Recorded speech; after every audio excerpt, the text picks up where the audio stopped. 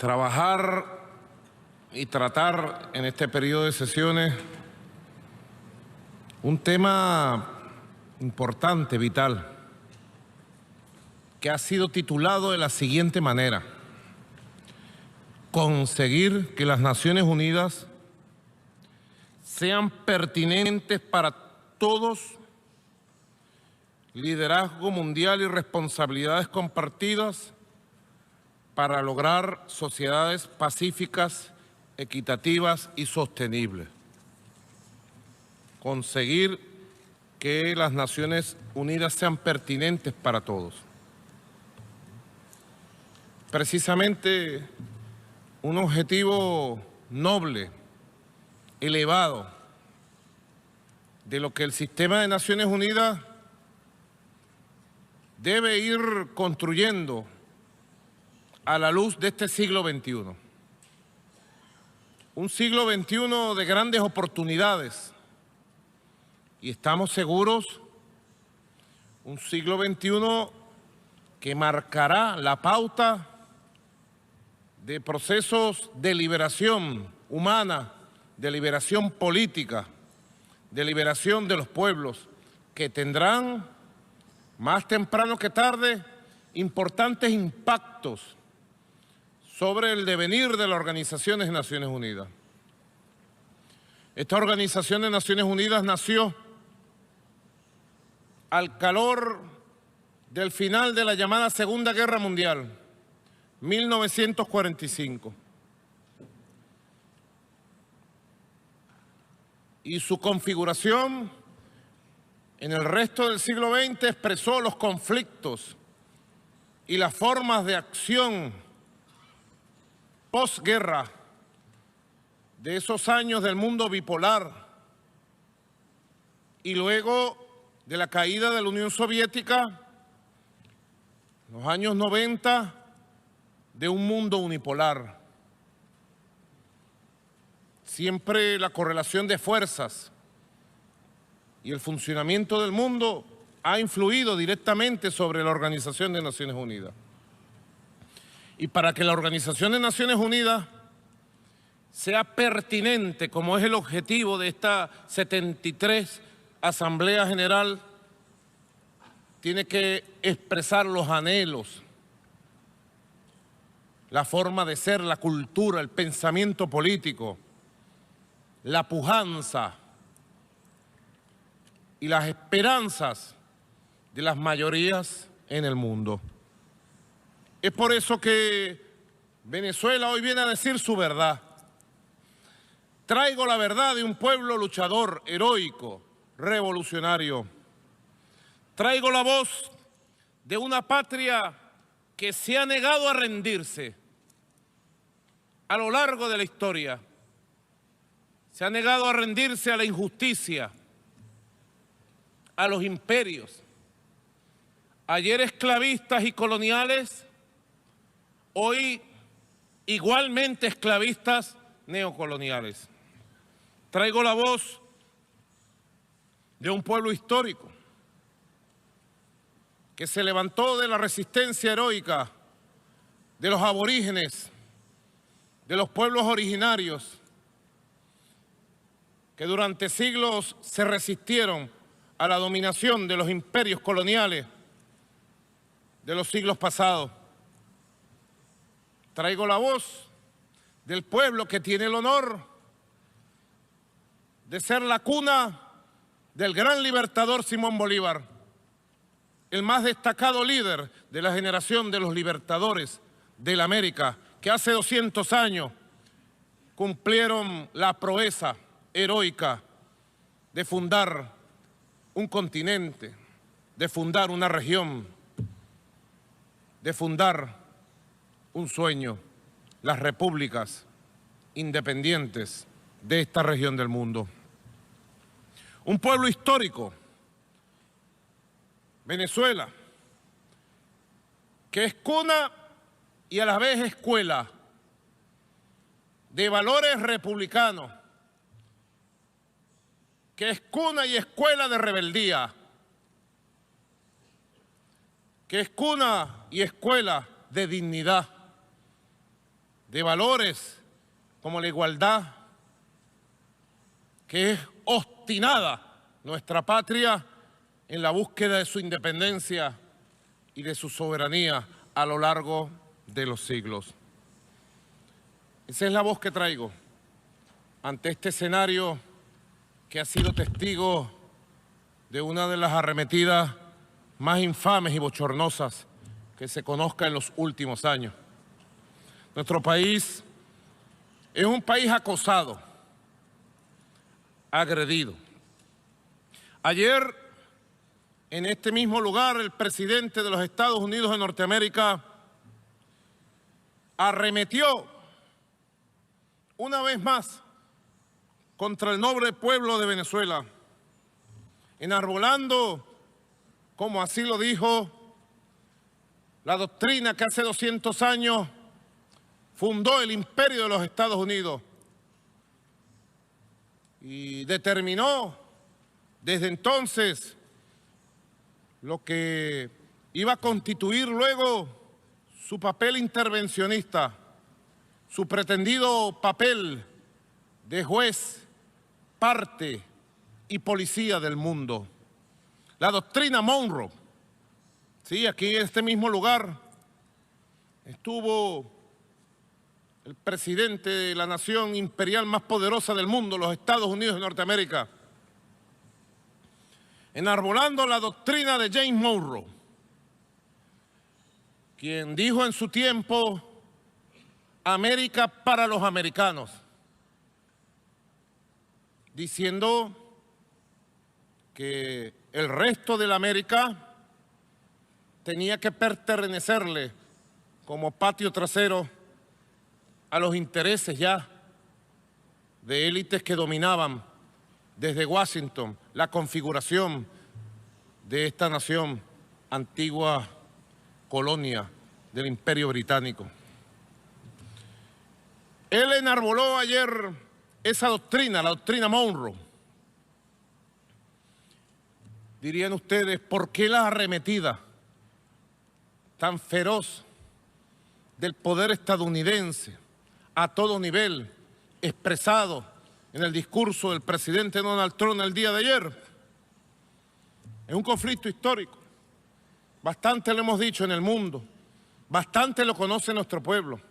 Es el conflicto entre la doctrina imperial, intervencionista, neocolonialista de Monroe versus la doctrina histórica independentista de rebeldía, de dignidad, de justicia, de libertad republicana, de igualdad de nuestro libertador Simón Bolívar. Es un viejo conflicto, es una vieja contradicción entre una doctrina imperial que pretende dominar nuestra región.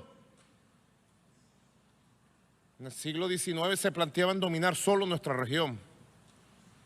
En el siglo XX ya se plantearon dominar el mundo. Y en el siglo XXI pretenden seguir gobernando, dirigiendo, chantajeando, ordenando el mundo como que fuera su propiedad. En nuestra región ese conflicto, esa contradicción tiene 200 años entre las banderas republicanas, libertarias, que propugnaban un mundo de equilibrio, de respeto, para entonces, en el siglo XIX, de Simón Bolívar y los libertadores, y las banderas proimperialistas, intervencionistas, que propiciaban el dominio de toda una región por una élite que ya tomaba el control del poder en Washington. Es un viejo conflicto histórico que lo conocemos bien. Hoy Venezuela es víctima de una agresión permanente en lo económico, en lo político, en lo diplomático, en lo mediático, por parte de quienes gobiernan los Estados Unidos de Norteamérica. Enarbolan la doctrina Monroe para justificar desde el punto de vista ideológico, político, diplomático, la agresión contra nuestra amada patria. Nuestra razón de ser. ¿Por qué la agresión política, económica, diplomática contra Venezuela? En primer lugar, porque Venezuela ha levantado un proyecto autónomo de revolución democrática, de reivindicación social, de construcción de un propio y nuevo modelo de sociedad basada en las raíces históricas de nuestra nación, basada en la identidad de nuestro país, basada en la cultura propia de nuestra región latinoamericana. Quieren desde hace 20 años detener el curso de la historia del desarrollo de un proyecto revolucionario que nació de la propia raíz de lucha de nuestro pueblo y de nuestra región. Y en segundo lugar, quizás más entendible, para las razones geopolíticas mundiales, Venezuela es la nación del mundo que posee la reserva de petróleo más grande certificada a nivel internacional. Venezuela, fundadora de la OPEP, Venezuela, país con 100 años de producción petrolera, descubrió y certificó internacionalmente la riqueza petrolera más grande del mundo. Y Venezuela además posee importantes riquezas naturales y mineras. Hoy nuestro país está certificando lo que pudiera ser, con estándares internacionales, la primera reserva de oro del mundo. Debe saber el mundo que además de la más grande reserva internacional de petróleo, Venezuela hoy certifica, bajo estándares internacionales, la más grande reserva de oro del mundo.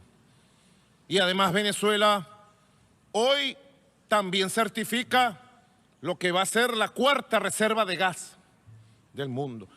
Importantes riquezas naturales, importante ubicación geopolítica, geoeconómica, geoestratégica, que ha llevado a las oligarquías del continente y a quienes dominan desde Washington a plantearse la dominación y el control del poder político en Venezuela. Venezuela hoy es víctima de una agresión permanente. En lo económico, Venezuela ha sido sometida en los 2 últimos años a una serie de medidas unilaterales, ilegales, de persecución económica, de bloqueo económico. Se nos ha impedido la utilización de la moneda internacional, el dólar, con posiciones de uso de dominio por parte de las autoridades de la Secretaría del Tesoro de Estados Unidos. Hoy por hoy Venezuela no puede negociar ninguna transacción internacional a través del dólar. Sabía el mundo que Venezuela es perseguida desde el punto de vista económico, comercial, monetario. Hoy Venezuela es sometida a un conjunto de mecanismos de sanción económica ilegales, unilaterales.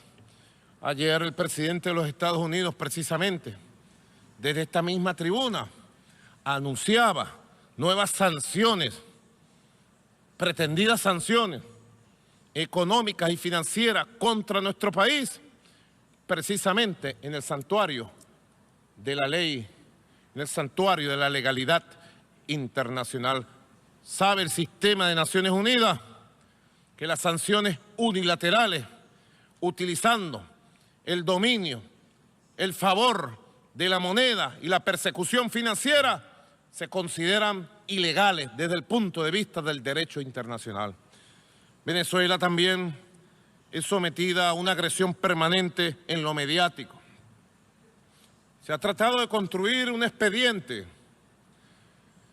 para justificar una intervención internacional.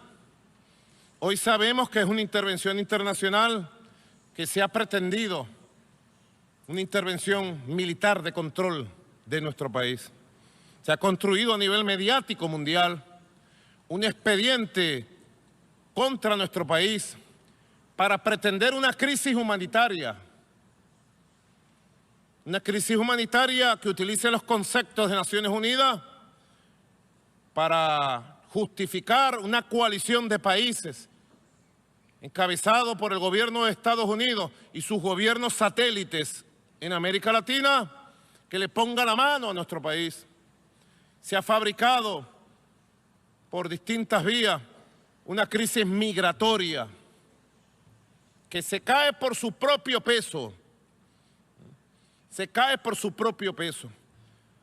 que pretende desviar las verdaderas crisis migratorias que hay en el mundo, que demuestran lo desfavorecidos que somos los países del sur.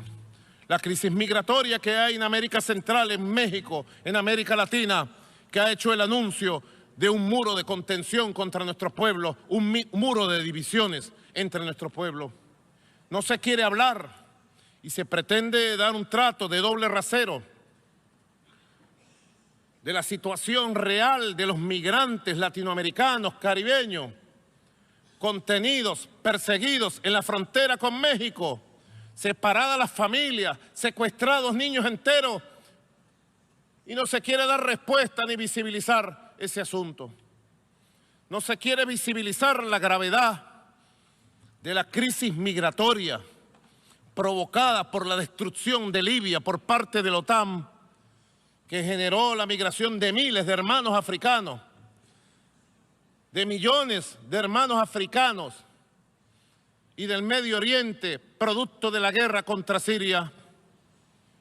Y se ha tratado de enfocar en una campaña mediática mundial una pretendida crisis migratoria en Venezuela para justificar lo que desde hace varios años se viene anunciando, una intervención humanitaria. Es el mismo esquema de las armas de destrucción masiva de Irak. Es el mismo esquema que justificó la intervención de otros países, ahora bajo el esquema de una gran campaña brutal de guerra psicológica. Venezuela hoy es víctima también de una agresión de carácter diplomático. Ayer fuimos testigos, queridos hermanos y hermanas de los gobiernos del mundo, de cómo el presidente de los Estados Unidos hizo amenazas directas de recorte de ayudas, de retiro de ayudas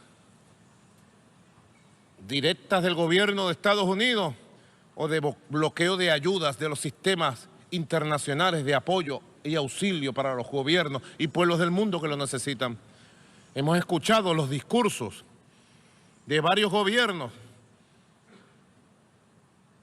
demandando mejores mecanismos para acceso al financiamiento para el desarrollo al cual tienen derecho nuestros pueblos. El presidente de los Estados Unidos ayer, desde esta misma tribuna, amenazó a los gobiernos del mundo con someterse a sus designios, a sus órdenes y a colaborar en sus políticas en el sistema de Naciones Unidas, o ellos actuarían en consecuencia. Sobre Venezuela se ha dirigido una feroz ofensiva diplomática en todos los órganos del sistema de Naciones Unidas, apoyado por gobiernos satélites que arrodillados mancillan el honor de los pueblos que dicen representar.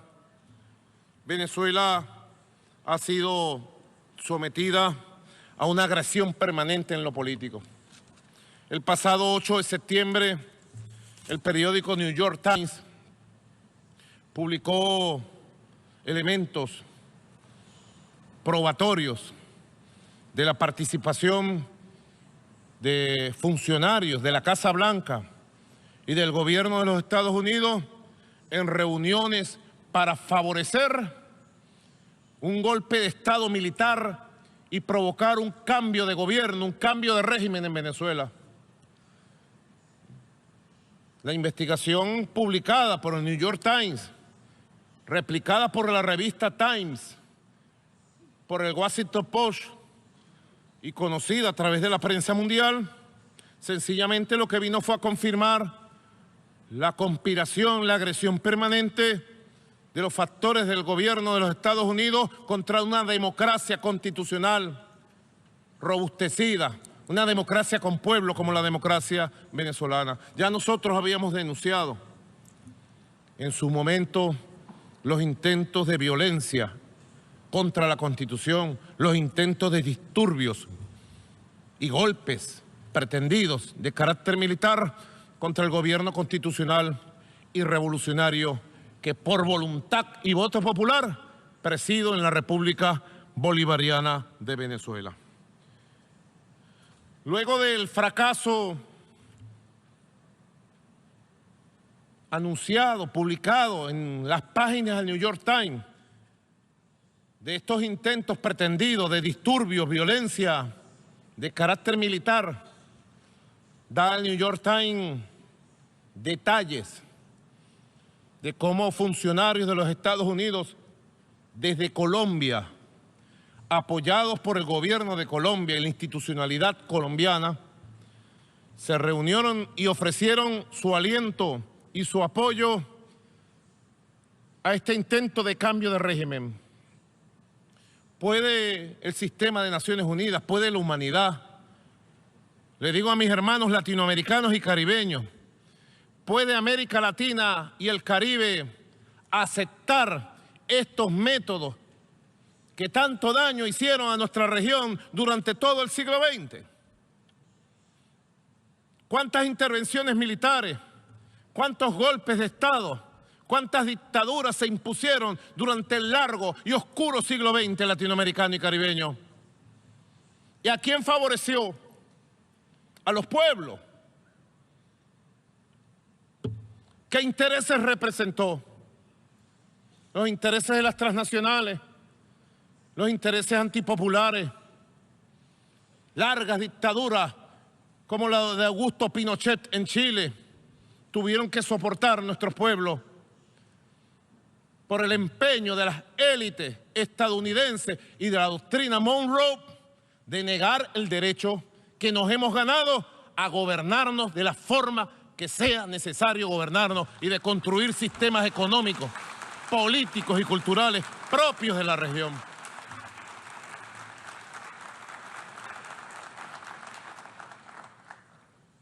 Por eso dije que he venido a traer la verdad de un pueblo que lucha. Venezuela está en el ojo de la mira de una campaña política y mediática que parece no tener fin.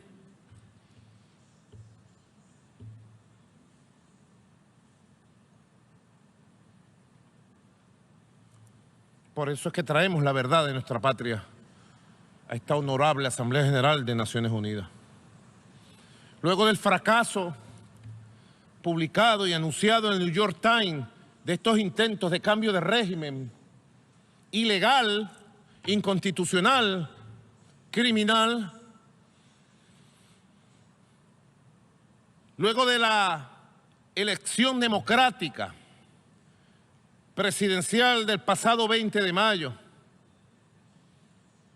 donde este servidor que está aquí presente, Nicolás Maduro Moro, obtuvo el 68% de los votos populares en elecciones libres. La elección número 24 en 19 años fue la elección presidencial del pasado 20 de mayo. Elección número 24. Donde las fuerzas revolucionarias bolivarianas, con distintos niveles de aprobación, hemos ganado 22 elecciones frente a las fuerzas opositoras en nuestro país. Luego del fracaso del intento de pronunciamientos militares, luego del fracaso de las candidaturas y de la táctica electoral apoyada desde Washington, con el inmenso triunfo electoral que el pueblo nos dio, el pasado 4 de agosto fui víctima de un atentado terrorista con drones que pretendió asesinarme en un acto de carácter militar en una avenida principal de la ciudad capital de Caracas, y que de haberse ejecutado como fue planificado y es de conocimiento público, habría arrojado una masacre, el asesinato de todo el alto mando institucional, político, militar de nuestra nación, de Venezuela. Ese mismo 4 de agosto, los autores materiales, los terroristas que llevaron a cabo el ataque con drones, primer ataque con drones que se conozca en la historia de la violencia terrorista a nivel mundial, ese mismo 4 de agosto fueron capturados por los órganos de seguridad, por los órganos policiales del Estado. Todos los autores materiales, 28 autores materiales, fueron capturados en diversos procedimientos de investigación. Todos están convictos y confesos. Y todas las investigaciones, como lo he hecho público y como lo he hecho de conocimiento de varios gobiernos del mundo, todas las investigaciones conducen a que el atentado terrorista del 4 de agosto se preparó, se financió y se planificó desde territorio de los Estados Unidos de Norteamérica. He hecho del conocimiento del gobierno de los Estados Unidos por vía diplomática del nombre, de la responsabilidad y de las pruebas de los autores intelectuales, de los financistas y los planificadores de este grave atentado terrorista del 4 de agosto pasado. Todas las investigaciones indican que este atentado y sus autores materiales, como así lo han confesado, fueron entrenados, preparados durante meses en territorio colombiano bajo el amparo y el apoyo de las autoridades colombianas. Y las últimas investigaciones y capturas han develado, como lo he hecho de conocimiento de la opinión pública, que algunos funcionarios diplomáticos de los gobiernos de Chile, Colombia y México son referidos por los autores materiales como estar involucrados para facilitar su fuga luego de realizado el ataque terrorista. Yo quiero pedir al sistema de Naciones Unidas que se nombre un delegado especial de la Secretaría General de Naciones Unidas que conduzca una investigación independiente de carácter internacional sobre las implicaciones y los responsables del atentado terrorista que fue víctima de nuestro país el pasado 4 de agosto. Venezuela está abierta, están abiertas las puertas de nuestro país, de nuestro sistema de justicia, para establecer las responsabilidades directas de esta agresión que es la más grave que se haya producido en la historia política de nuestro país. Por las implicaciones que tenían, buscaban crear un caos en nuestra patria, buscaban descabezar al Estado en su conjunto para justificar un enfrentamiento interno, una violencia interna y justificar entonces la activación de mecanismos fuera del sistema multilateral de Naciones Unidas de intervención militar, como ya otros países la han conocido en el pasado. Venezuela entonces propone de manera oficial, señor embajador, señor canciller, el apoyo para una investigación independiente de carácter internacional y se determine la verdad sobre estos sucesos. Yo inclusive he dicho al gobierno de los Estados Unidos que bueno sería que el gobierno de los Estados Unidos, que ha negado su participación en la preparación y ejecución de estos atentados, qué bueno sería que el gobierno de los Estados Unidos atendiera el llamado que le he hecho para que el FBI, con profesionales y científicos de alto nivel, se incorporen en esta investigación que esclarezca y ayude a la justicia venezolana a esclarecer la verdad y solo la verdad. Por allí, al llegar a Nueva York hoy, en horas de la tarde, me enteré que algunos periodistas le habían preguntado al presidente Donald Trump si estaba dispuesto a reunirse con Maduro, así me llaman a mí por ahí, con Nicolás Maduro, con el presidente de Venezuela. Parece que el presidente Donald Trump dijo en alguna de sus respuestas el día de hoy que si eso ayudaba a Venezuela, él estaba dispuesto. Pues yo le digo desde esta tribuna, le ratifico desde esta tribuna, a pesar de las inmensas diferencias históricas, a pesar de las inmensas diferencias ideológicas, a pesar de las inmensas diferencias sociales, yo soy un obrero, un conductor de autobús, un hombre del pueblo, no soy un magnate, ni un multimillonario. A pesar de todas las diferencias que pudieran considerarse abismales, el presidente de Venezuela, Nicolás Maduro Moro, estaría dispuesto, yo estaría dispuesto a estrechar la mano del presidente de los Estados Unidos y a sentarme a dialogar sobre los asuntos de las diferencias bilaterales y los asuntos de nuestra región, que así sean considerados. Así lo creo. Venezuela es una nación de tradición pacífica. Venezuela es un país amigable. Los venezolanos no odiamos los Estados Unidos. Al contrario, apreciamos los Estados Unidos, su cultura, sus artes, su sociedad. Diferimos de los conceptos imperiales que se posicionaron del poder político en Washington desde la propia fundación de esta nación. Fue nuestro libertador Simón Bolívar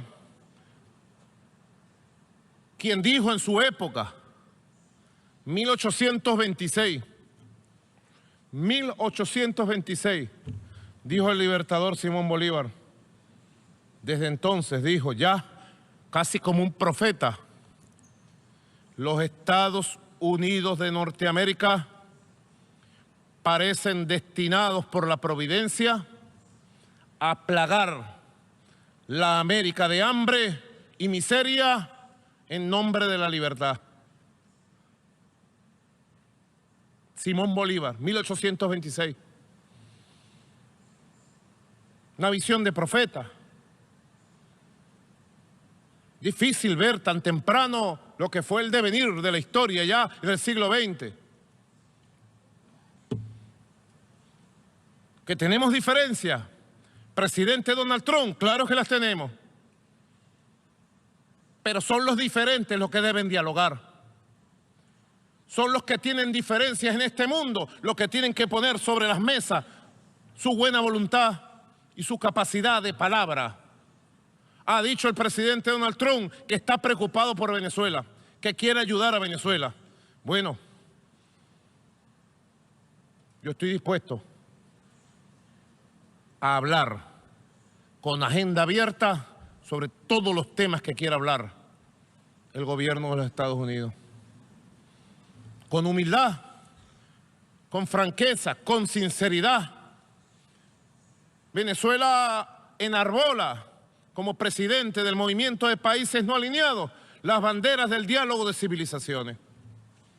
Venezuela como presidente del movimiento de países no alineados promueve, practica de manera permanente el diálogo político internacional, la solución de los conflictos internacionales a través del diálogo, del entendimiento, de los usos pacíficos, de la política y no de la fuerza. Venezuela tiene una experiencia importante en organismos como la OPEC para manejar situaciones de divergencia y construir consensos y acuerdos. Recientemente en Argelia tuvimos la reunión del Comité de Monitoreo de la OPEP, extraordinaria reunión, donde asistieron los representantes del Comité de Monitoreo que forma parte de nuestro país y los representantes de 24 estados, donde están las mayores reservas de petróleo del mundo y los mayores productores de petróleo del mundo, y sabiendo las diferencias culturales, políticas, geoestratégicas, geopolíticas, salimos con un consenso, una sola voz, para seguir estabilizando el mercado petrolero a precios justos, razonables y estables. Creemos en el diálogo político como la forma de canalizar soluciones, como la forma de resolución de conflictos. Se ha tratado de demonizar la revolución bolivariana de Venezuela con una campaña brutal, nunca antes vista. Primero contra el comandante Hugo Chávez Frías, fundador de nuestra revolución y comandante eterno para el corazón de los venezolanos. Y luego contra este humilde hombre que está aquí, de pie, llevando la voz de un pueblo que apoya su revolución, que respalda democráticamente sus acciones. Por eso ratifico la voluntad de diálogo internacional y ratifico la voluntad de diálogo político nacional. Sé que hay gobiernos representados en esta sala que están interesados en la paz, con soberanía, independencia y justicia en Venezuela. Yo abro los brazos para todos aquellos que nos quieren ayudar, desde África, desde Europa, desde Asia, desde América Latina, que quieren ayudar respetando la soberanía del país, sin intervenir en los asuntos internos de Venezuela, para que nos respalden, nos acompañen en un proceso de diálogo soberano por la paz, por la democracia, por la justicia, por el futuro, por la prosperidad de Venezuela, que es una nación noble que se merece la paz, se merece el futuro, se merece lo más grande. Buenas noticias, sí, traemos buenas noticias de un país que no se ha rendido ni se va a rendir. Buenas noticias de una nación que va consolidando su democracia. Buenas noticias de una nación que va empoderando a su pueblo. Buenas noticias de un país que va construyendo su propio modelo social, su propio estado de bienestar social, con fórmulas nuevas para proteger a sus ancianos, a sus pensionados, a sus niños, a sus jóvenes, a sus mujeres, a los sectores más necesitados, a su clase obrera. Buenas noticias traemos también del esfuerzo de recuperación económica, precisamente activado durante el mes de agosto un programa de recuperación económica, crecimiento y prosperidad que está logrando posicionar las bases de una economía nueva, no dependiente de la renta petrolera, una economía diversificada, de crecimiento sostenible y de construcción de la prosperidad, rumbo a un modelo social de nuevo tipo. Nosotros creemos en otro mundo. Nuestra generación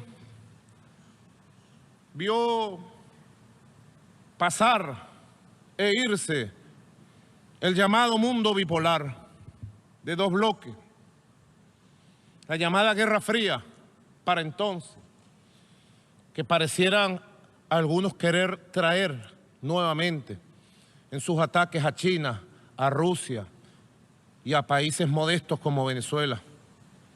Enarbolar una lucha y un combate contra países como Rusia y China es un contrasentido de lo que debe ser una política internacional humana que reconozca el surgimiento de polos de poder nuevo y la necesidad de construir un mundo multipolar.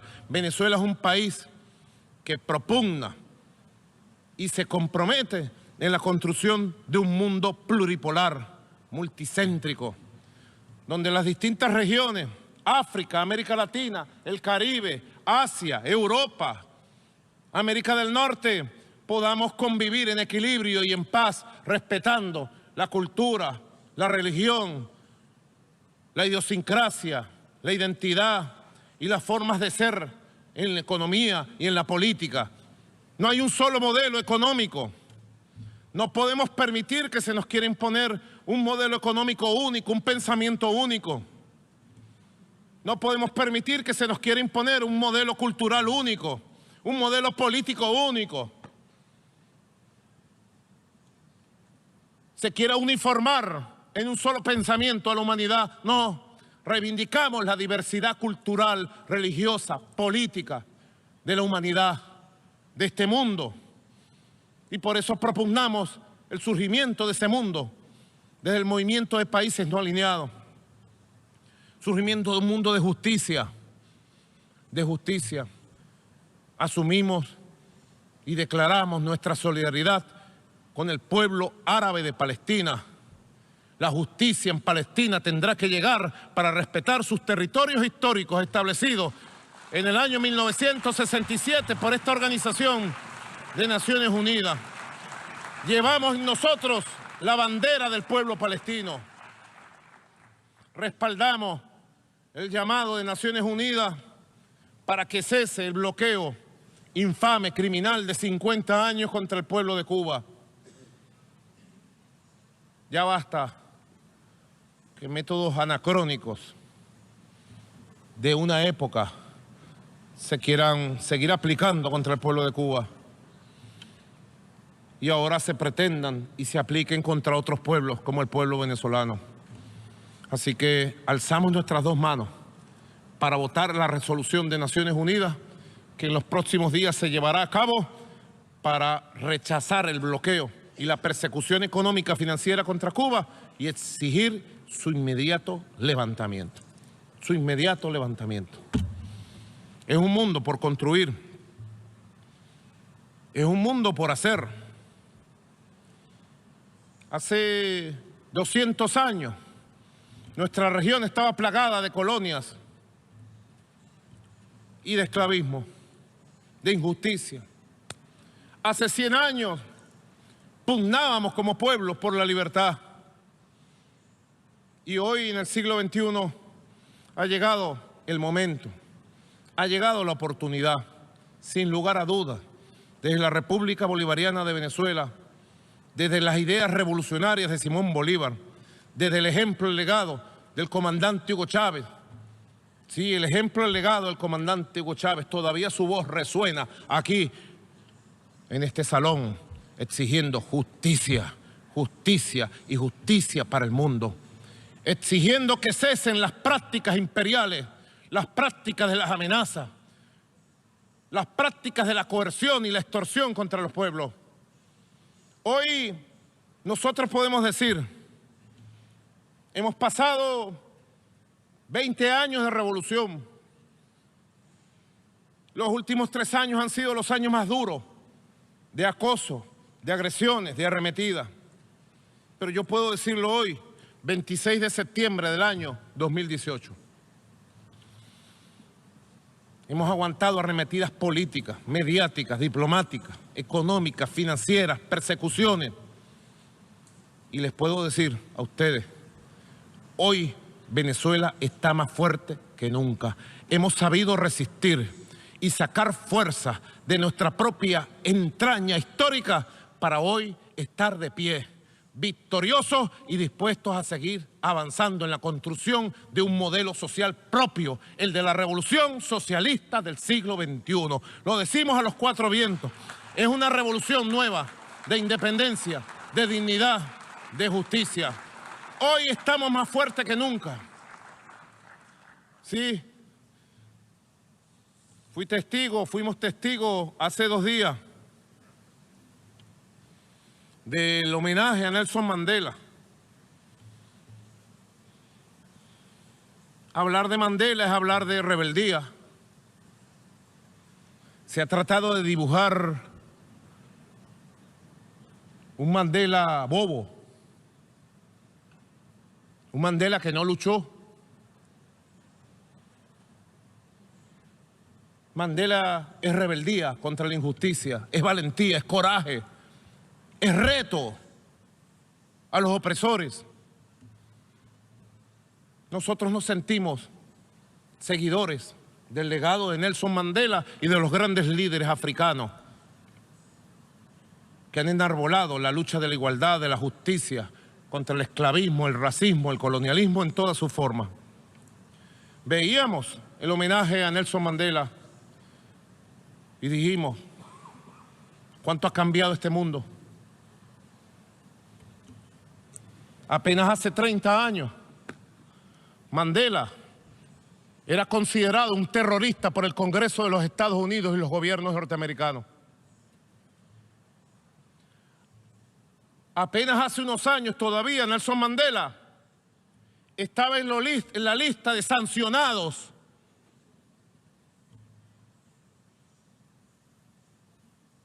¿Le suena familiar, verdad? Nelson Mandela, el terrorista, el sancionado, el perseguido, el abandonado. ¿Y cómo ha cambiado el mundo?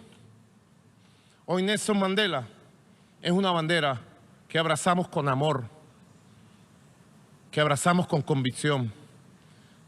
Es un símbolo de lo que es posible hacer si la rebeldía, si la lucha, si la justicia es capaz de apoderarse de los corazones nobles, de las mentes nobles de los pueblos. Tengo confianza en el futuro de la humanidad. Tengo confianza en el destino de mi patria. Tengo confianza en el futuro común de esta comunidad que es la Organización de Naciones Unidas. Y les digo, después de haber sobrevivido a intentos de golpes de Estado, a atentados terroristas, les digo, confío en el ser humano, confío en el futuro de la humanidad. Y desde Venezuela le decimos a la Organización de Naciones Unidas, confiamos en los ideales nobles de un pueblo que como el pueblo venezolano no se rinde ni se rendirá. Muchas gracias, queridos compatriotas del mundo. Cuenten con Venezuela para las grandes causas del futuro de esta organización y del futuro del mundo pluripolar. Buenas noches a todos y a todas. Gracias.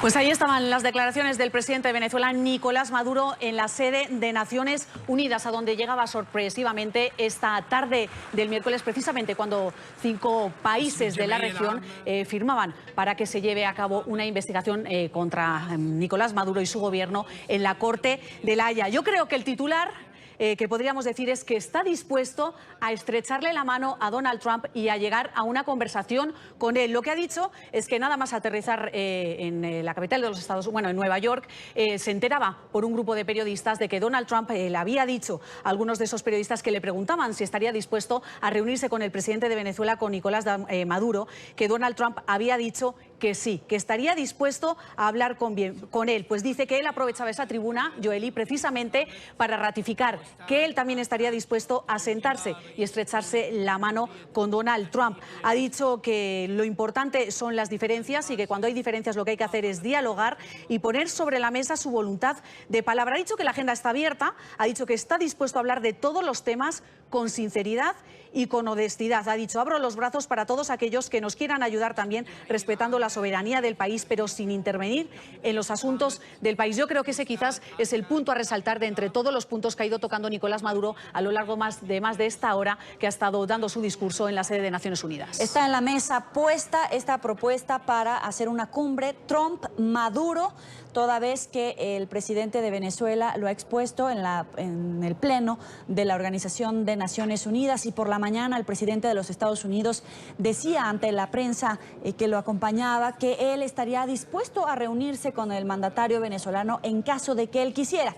Bueno, pues el presidente Nicolás Maduro le ha puesto este ofrecimiento sobre la mesa. Sería cuestión de tiempo para determinar la fecha si es que ambos mandatarios en realidad están interesados en mantener este encuentro. Claro, hay que destacar que Maduro hace este ofrecimiento de estar dispuesto a estrecharle la mano a Trump y dialogar con una agenda abierta, pero después de acusar a Estados Unidos de orquestar un presunto atentado terrorista en su contra en agosto pasado, según Maduro, bajo apoyo de autoridades colombianas, chilenas y mexicanas. Pidió ante la Asamblea General de la ONU una comisión para que investigue este presunto atentado. Así es, ha dicho que todas las investigaciones se llevaban a los Estados Unidos e incluso ha dicho el apellido a Estados Unidos que está dispuesto a abrir las puertas de Venezuela y abrirle la puerta al FBI siempre que se haga una investigación correcta y honesta y en los derroteros que está buscando la independencia. Además, todo esto llega también después de que Estados Unidos aplicara sanciones a Cilia Flores, que es la esposa de Nicolás Maduro, y también a Vladimir Padrino, que es el ministro de Defensa, después de que se cerrara el círculo más cercano en esas sanciones que está aplicando Estados Unidos y además de que hoy todos los medios de comunicación alrededor del mundo se levantaran con la pregunta sobre la mesa. ¿Se debería invadir Venezuela? ¿Debería haber un proyecto belicista? Hoy esa era la pregunta que se estaban haciendo muchos vecinos de Venezuela después de que varios personajes de la política internacional dijeran que de pronto eso sí amerita. Nervioso, titubeante ante el Pleno de la Asamblea Nacional. Ante el Pleno de la Asamblea General de la ONU, pidiendo diálogo con Trump, pidiendo interlocución con otros jefes de Estado, cuando 6 países interponen ante la Corte Penal Internacional una denuncia contra él por la comisión de delitos de lesa humanidad. Así es, Joely, lo estábamos diciendo, cuando nadie lo esperaba, Nicolás Maduro viajaba a Nueva York, se presentaba ante la ONU, lo hacía esta tarde, junto a su esposa Cilia Flores, recién sancionada, también lo estábamos diciendo, por la administración Trump, y llegaban a suelo estadounidense para eso, para defenderse ante la condena internacional por violaciones a los derechos humanos en territorio venezolano. NTN 24, como siempre, en el lugar de la noticia con Alejandro Rincón. Alejandro, buenas noches.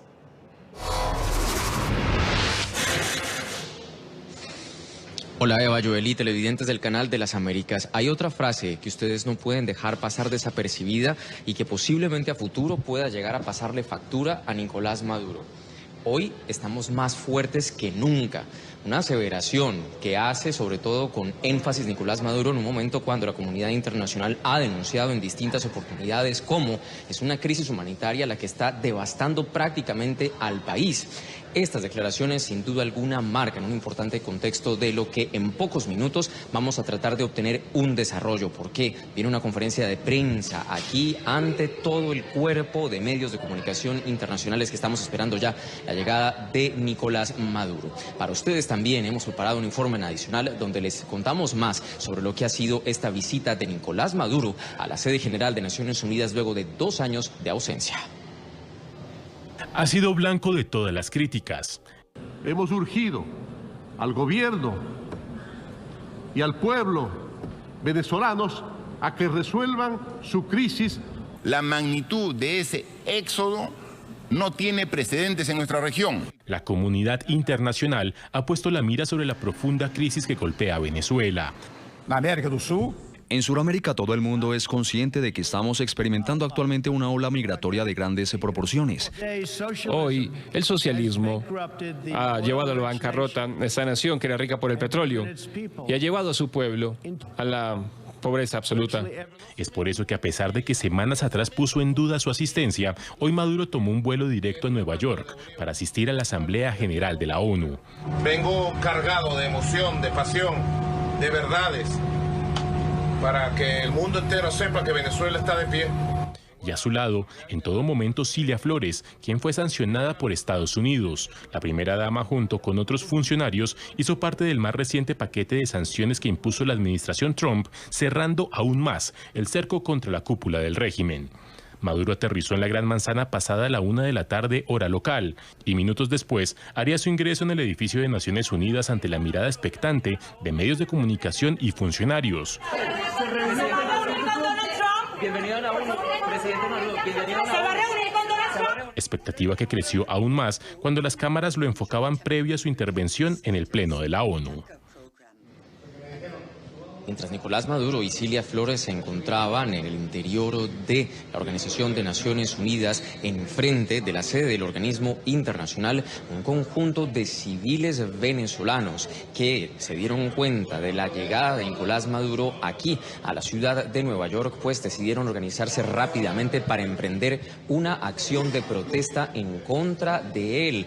Allí estuvieron lanzando arengas, cargados de pancartas y trayendo de nuevo voces de rechazo rechazo a Nicolás Maduro y sobre todo al suceso de que tiene lugar en el transcurso de esta noche. Más temprano, en el transcurso de este miércoles, el presidente Donald Trump, también aquí mismo en la ciudad de Nueva York, se refería a la posibilidad de reunirse con Nicolás Maduro, a la cual respondió en los siguientes términos.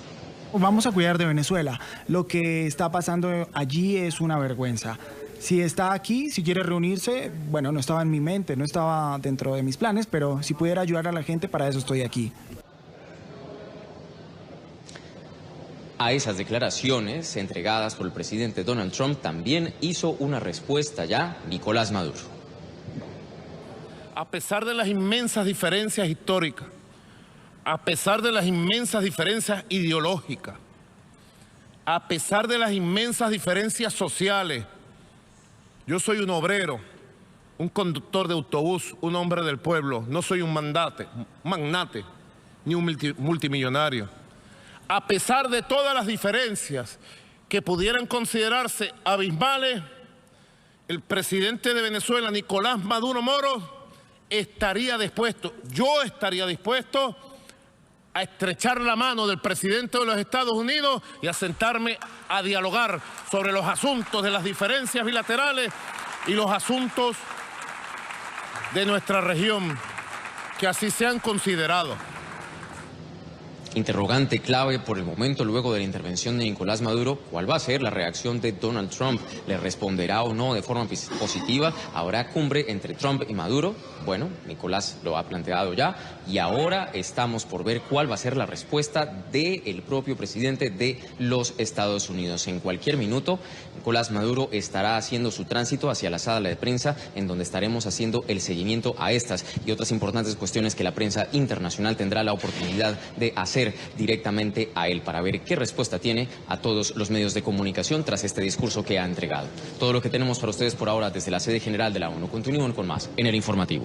Gracias, Alejandro. Le vamos a dar seguimiento a esta noticia en desarrollo. En cualquier momento, cualquiera de las dos partes podrían ponerle fecha, hora, lugar a esta posibilidad de cumbre entre Trump y el presidente de Venezuela, Nicolás Maduro. Vamos a avanzar. 6 países del continente americano firmaron hoy un documento que será presentado ante la Corte Penal Internacional para pedir una investigación contra el régimen de Nicolás Maduro por crímenes de lesa humanidad. Así es, los cancilleres de los países solicitantes aseguran no querer sentirse cómplices de lo que ocurre actualmente en Venezuela. En lo que es una movida inédita, fueron 6 los países de la región los que intensificaron el cerco político en contra del régimen venezolano.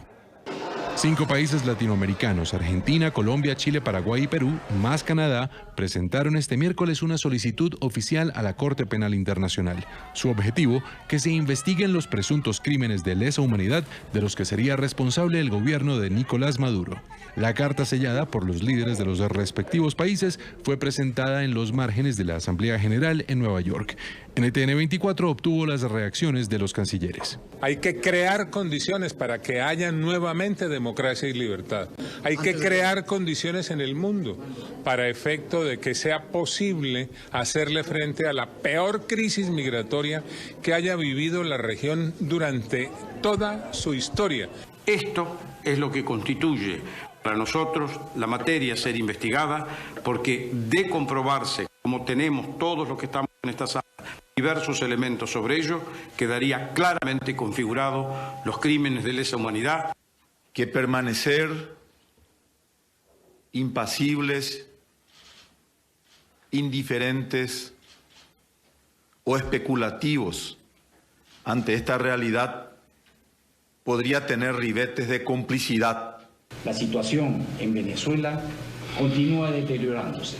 El éxodo de millones de venezolanos es un indicador claro de la gravedad de esta crisis. Hoy es un día importante para el pueblo de Venezuela y para el orden internacional basado en reglas.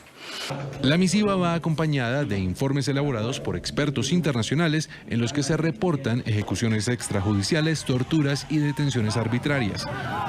La iniciativa activaría el artículo 14 del Estatuto de Roma, la carta fundacional de la CPI, que permite a los estados denunciar crímenes de lesa humanidad perpetrados en otros países. La Fiscalía de la Corte Penal Internacional ya comenzó, por iniciativa propia, un examen preliminar a Venezuela el pasado mes de febrero.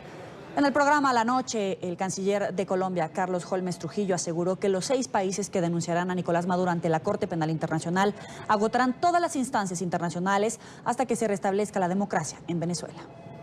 La decisión que han tomado también varios países de la región, 6 países del hemisferio, estamos hablando de Colombia, de Perú, de Argentina, de Chile, de Paraguay, junto con Canadá, que se acaba de unir en esa petición formal de estos países a la Corte Penal Internacional para que investigue a Venezuela por delitos de lesa humanidad. ¿Qué esperan ustedes de la Corte Penal Internacional y ese mecanismo pedido por parte de gobiernos formales? ¿En qué se diferencia de otras denuncias ante la Corte Penal Internacional o peticiones de investigación formal? A ver, en primer lugar, Claudia, esta es la concreción de lo que ya se había anunciado en virtud de consultas que se hicieron con los países cuyos jefes de Estado o de gobierno firmaron la comunicación que hoy se le dirigió a la fiscal de la Corte Penal Internacional. En lo que tiene que ver con Colombia, es de conocimiento público que en su condición de senador, el hoy presidente, doctor Iván Duque, denunció al presidente de Venezuela ante la Corte Penal Internacional, acompañado en ese momento por un grupo muy importante de parlamentarios colombianos y también por un número muy importante de parlamentarios chilenos. En tercer lugar, lo que se ha hecho es acudir a uno de los mecanismos contemplados en el Estatuto de Roma para activar la competencia de la Corte Penal Internacional. Son varios. Uno de ellos es la denuncia presentada por Estados miembros del Estatuto de Roma, como es el caso que en esta oportunidad aconteció.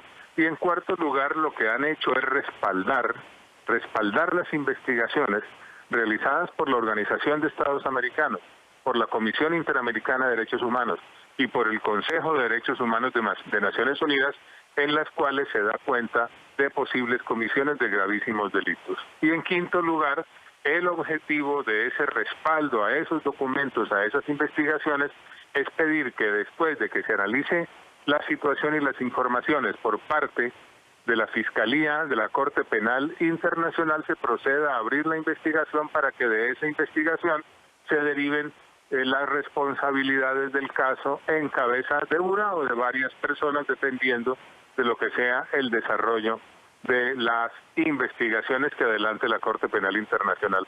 Eso fue lo que aconteció.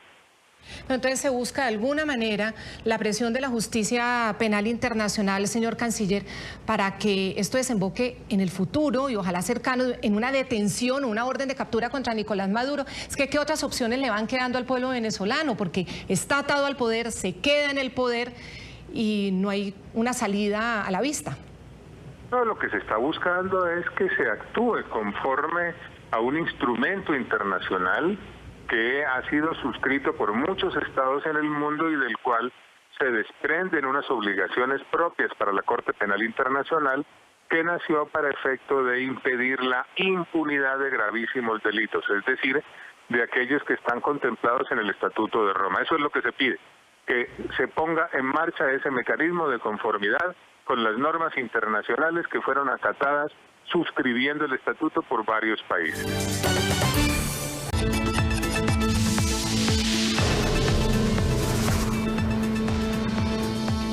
Se complica la situación del nominado a la Corte Suprema de los Estados Unidos, Brett Kavanaugh. Una mujer identificada como Julie Swetnick aseguró que el juez participó en violaciones grupales en las que también habrían drogado a varios jóvenes en la década de los 80. La denunciante es ya la tercera mujer en las últimas semanas en acusar a Kavanaugh. Ante la más reciente polémica, el nominado del presidente Donald Trump ha negado las incriminaciones. En Washington, D.C., Emiliana Molina tiene toda la información. Emiliana, adelante.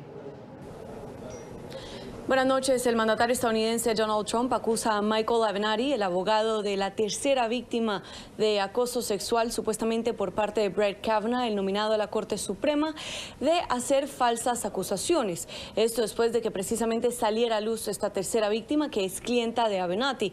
Recordemos que Avenatti también es el abogado de Stormy Daniels, quien sostuvo una relación sentimental con el mandatario estadounidense durante los primeros años del matrimonio entre Trump y Melania Trump. La clienta de Avenatti es Julie Steinwick, que en una declaración firmada asegura que Kavanaugh junto a otro amigo intentaba en ocasiones embriagar a las mujeres para posteriormente intentar abusar de ellas y en ocasiones en grupos. Sin embargo, el mandatario estadounidense ha tildado estas declaraciones como una farsa por parte de los demócratas y también ha menospreciado las declaraciones de las víctimas. Creo que es ridículo, es un juego de engaño. Los demócratas están avanzando con este juego, es una desgracia para el país y creo que se va a ver reflejado en las elecciones de noviembre. Él es una gran persona de alta calidad y podrían hacerle esto a cualquiera. Se lo podrían hacer a cualquiera. Tal vez no al primer ministro Abe, porque él es tan puro, pero podrían hacérselo a cualquiera, lo que están haciendo, y realmente es muy triste. Si ven a este abogado que acaba de salir, representa a los demócratas, nadie habla de eso. Es un abogado demócrata, no uno muy bueno, pero es un demócrata. Los republicanos asignaron a Rachel Mitchell, una fiscal republicana de Arizona y experta en casos de acoso sexual, para ser la persona que vaya a formular las preguntas hacia Kavanaugh y Ford. Pues recordemos que mañana será el primer día de audiencias en los que Christine Blasey Ford, quien acusa a Brett Kavanaugh de acoso sexual en los años 80, testifique ante el Comité Judicial del Senado y asimismo también lo hará Kavanaugh. Creo que el señor Kavanaugh debe ser retirado de toda consideración y el presidente debería retirar su nominación si Kavanaugh no lo hace de manera voluntaria. Si no lo hace, por lo menos, la audiencia y el voto deberían ser pospuestas, mientras que el FBI investiga todas estas acusaciones tan serias y preocupantes. Si nuestros colegas republicanos quieren proceder de manera acelerada, sin la investigación, sería una parodia para el honor de la Corte Suprema y el honor de nuestro país. Y el viernes, un día después de estas audiencias, se llevará a cabo la votación a las 9:30 de la mañana, hora local de Washington, para la posible confirmación de Kavanaugh por parte del Comité Judicial del Senado. Desde Washington, Emiliana Molina, regreso al Centro Internacional de Noticias. Gracias, Emiliana. Y hay nueva postura del presidente Donald Trump sobre su nominado a la Corte Suprema de Justicia, a Brett Kavanaugh. El mandatario aseguró que si existen pruebas fehacientes sobre la presunta implicación de Kavanaugh en casos de acoso sexual, le retiraría su apoyo y cambiaría de candidato. En los últimos días, el mandatario ha respaldado al magistrado de la Alta Corte al asegurar que los señalamientos en su contra son un complot de los demócratas para perjudicarlo. 3 mujeres señalan al prestigioso abogado de presuntamente intentar abusar sexualmente de ellas en la década de los 80, algo que el jurista rechaza. Si yo pienso que él es culpable de algo así, sí, claro. Y va a esperar hasta mañana. Quiero ver. Espero poder verlo. Tengo muchas reuniones mañana también, pero claramente de alguna manera podré estar viendo eso.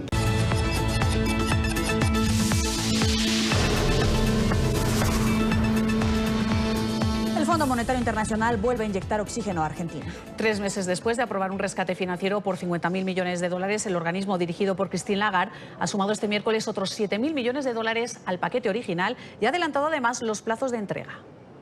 El acuerdo entre Argentina y el Fondo Monetario Internacional ha tomado un nuevo rumbo. El fondo duplicará los desembolsos a la nación. Según informó el Ministerio de Hacienda, la directora del Fondo Monetario Internacional aceptó incrementar el acuerdo inicial firmado por las dos partes el pasado mes de junio. De esta forma, el crédito stand-by se incrementa a 7.100 millones de dólares. El monto total del acuerdo stand-by se incrementa de 50.000 a 57.100 millones de dólares, a la vez que se aumentan significativamente en 19.000 millones de dólares los desembolsos previstos para lo que resta del 2018 y para el 2019. El ministro aseguró que el Fondo Monetario Internacional acordó una ampliación del crédito para tranquilizar a los mercados, debido a que el primer préstamo se volvió insuficiente para contener su desconfianza y su capacidad de repago. Para lo que resta del año 2018, los desembolsos previstos se elevan de 6.000 millones a 13.400 millones de dólares, mientras que para el año 2019 pasan de 11.400 millones a 22.800 millones de dólares. El gobierno argentino acudió a la entidad luego de la crisis económica en la que se ha visto envuelta la nación sudamericana. El pasado mes de mayo, el peso argentino se devaluó frente al dólar en un 15%. Así finalizamos este informativo en NTN 24, el canal de las Américas. A continuación, el programa Suma la Noticia. Mientras pueden seguir informándose por Twitter en @NTN24 y recuerden consultar todas las noticias en nuestro portal web www.ntn24.com. Gracias por estar ahí. Hasta luego.